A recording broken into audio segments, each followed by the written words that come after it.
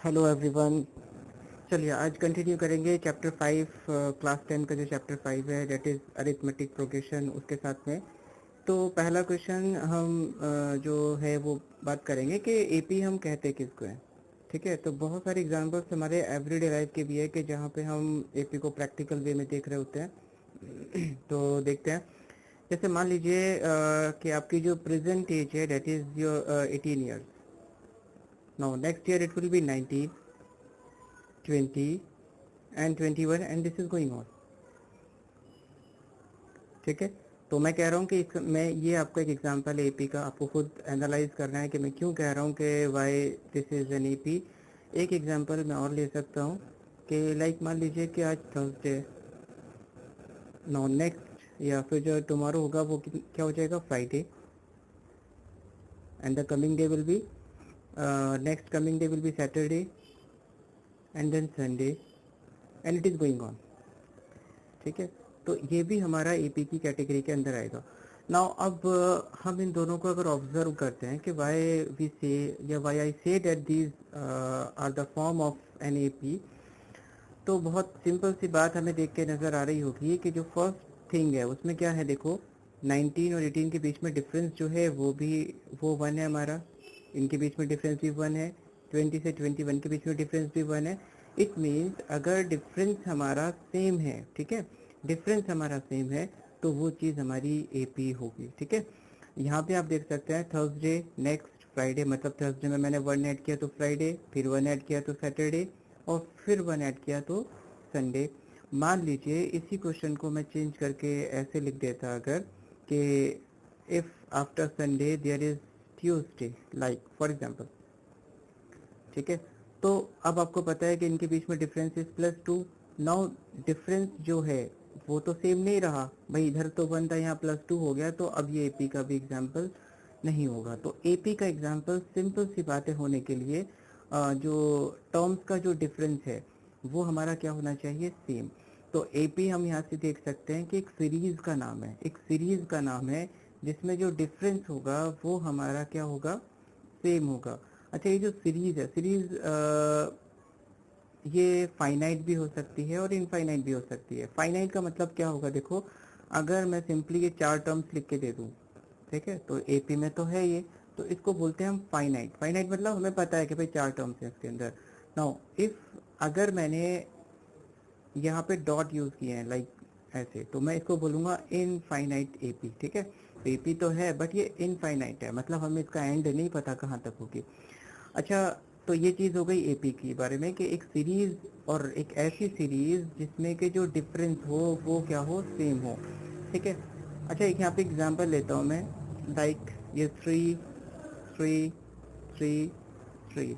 अगर आपसे क्वेश्चन किया जाए कि क्या ये भी एक एपी है, तो yes it is also an example of AP. कैसे मैं ये बात कह सकता हूँ, देखो मैंने कहा डिफरेंस, अगर डिफरेंस सेम है, अगर जो डिफरेंस है वो सेम होगा तो वो एपी हो जाएगी। ठीक है, और डिफरेंस का मतलब होता है कि हम बाद वाले टर्म में से पहले वाले को माइनस करें, तो 3 में से 3 माइनस किया तो 0, 3 में से 3 माइनस किया तो 0, एंड अगेन 3 में से 3 माइनस किया तो 0। तो yes it is also an example of AP.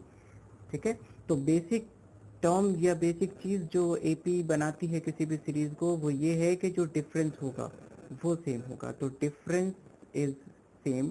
तो अगर कुछ भी ऐसे आपको कोई लाइव में भी अगर कोई ऐसी सीरीज नज़र आती है तो वो हमारी क्या हो जाएगी, एपी। लाइक हम मंथ का ही एग्जांपल देख सकते हैं कि मैंने जैन के बाद में मैंने 1 ऐड किया तो फैब, तो इस तरीके से ये भी एग्जांपल होगा किसका, एपी का।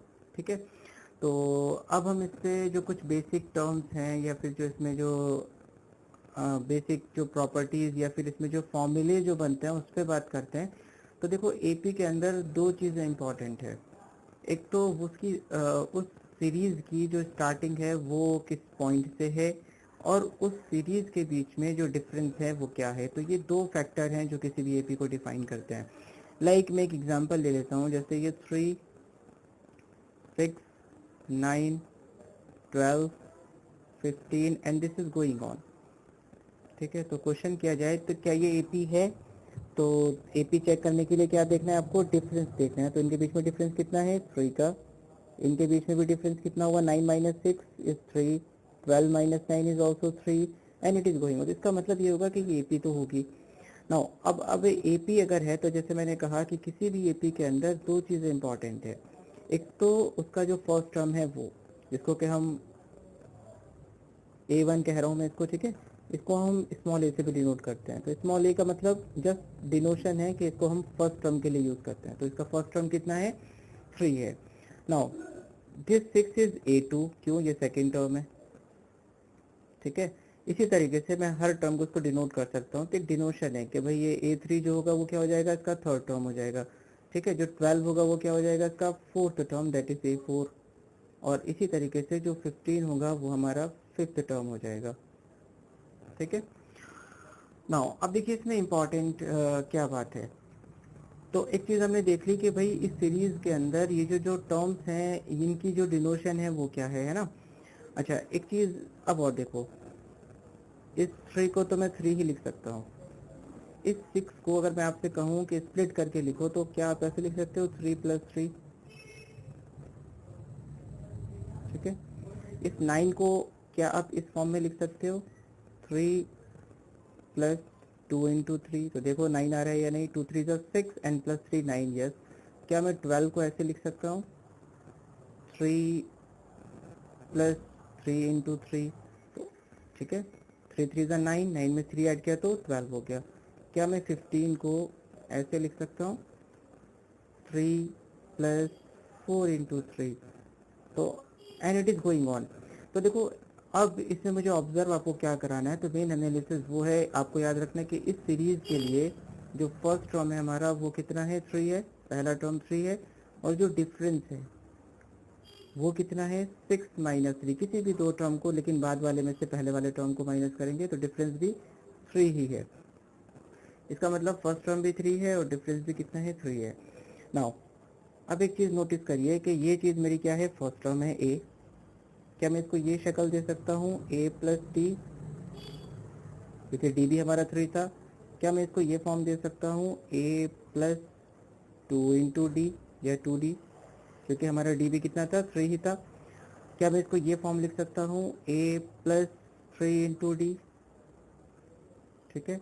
क्या इसको ये फॉर्म दी जा सकती है, A plus 4 into D and this is going on. तो आपको एक पैटर्न यहाँ से नज़र आ रहा होगा। देखो ये तो हमारा फर्स्ट टर्म है, कोई प्रॉब्लम नहीं है, ठीक है। ये हमारा सेकेंड टर्म था, ठीक है। ये उस एपी का तीसरा टर्म था, ये उस एपी का गिवन एपी का फोर्थ टर्म था, एंड ये उस गिवन एपी का फिफ्थ टर्म था। तो इसमें आप बहुत ध्यान से अगर इसके एनालिसिस करते हो, देखो तो एक चीज़ हमें नज़र आ रही है क्लियरली। देखो यहाँ पे अगर सेकेंड टर्म था तो डी का जो कोफिशिएंट था वो 1 था। यहाँ पे अगर थर्ड टर्म था तो डी के साथ में 2 लिखा हुआ था। अगर यहाँ फोर्थ टर्म था तो डी के साथ में उसका जो कोफिशिएंट था डी का वो 3 था। अगर ये फिफ्थ टर्म था तो डी के साथ में क्या लिखा था, 4।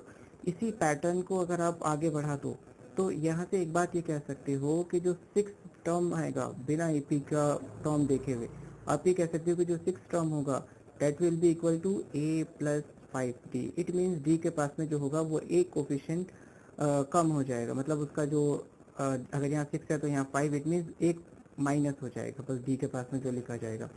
अगर ये बात आपको समझ में आ गई है तो इस पूरी चीज़ को कंक्लूड करके क्या मैं एक फॉर्मूला यहाँ पे लिख सकता हूँ, क्योंकि हमने एक चीज़ नोटिस की है कि कोई सा भी टर्म हो एपी का, अगर वो nth टर्म, nth मतलब वो जनरल मतलब कुछ भी हो सकता है वो, ठीक है।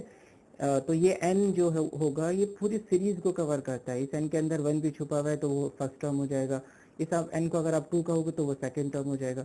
तो अब मुझे एक चीज़ बताओ, इस पूरी बात को मैं समेट के क्या ये कह सकता हूँ कि a plus n minus 1 into D जो होगा वो किसी भी एपी का जनरल टर्म होगा, ठीक है। This is general term. अब ये n माइनस 1 कहाँ से आ गया, ठीक है, या फिर ये n क्या है। तो ये दो बातें आपको समझ में अभी नहीं आ रही होगी। मान लो आपने कहा n हमारा 5 है, या आपको मैं पूछूं कि फिफ्थ टर्म बताओ, तो आप n की जगह क्या रख दोगे, 5। जरा रख के देखो 5, तो a5 is equal to a plus 4D। तो हमने देखा है कि यहाँ पे d के साथ में जो भी चीज़ लिखी जाएगी वो उस टर्म से एक कम होगी। अगर मैं आपसे कहता हूँ इसका मुझे 100 टर्म बताओ, तो आप क्या करोगे, A100 is equal to A plus 90 तो इस फॉर्मूले से मैं इस AP का कोई सा भी टर्म निकाल सकता हूँ। तो इट इज़ वेरी इंपॉर्टेंट कि इससे आप 1000वां टर्म भी इसका निकाल सकते हो, है ना। लेकिन आपको दो चीज़ों की रिक्वायरमेंट है, एक तो फर्स्ट टर्म एंड दूसरी चीज़ common difference that is T। तो अगर ये दो चीज़ें हमें किसी भी AP की पता है तो हम उस AP का कोई सा भी टर्म गेट कर सकते हैं। तो ये एक थोड़ा सा इंट्रोडक्शन था AP का। अब हम इसके बाद कुछ क्वेश्चंस को डिस्कस करेंगे NCERT के। आई होप कि जो आज हमने डिस्कस किया है ये आपको समझ में आया होगा। Thank you.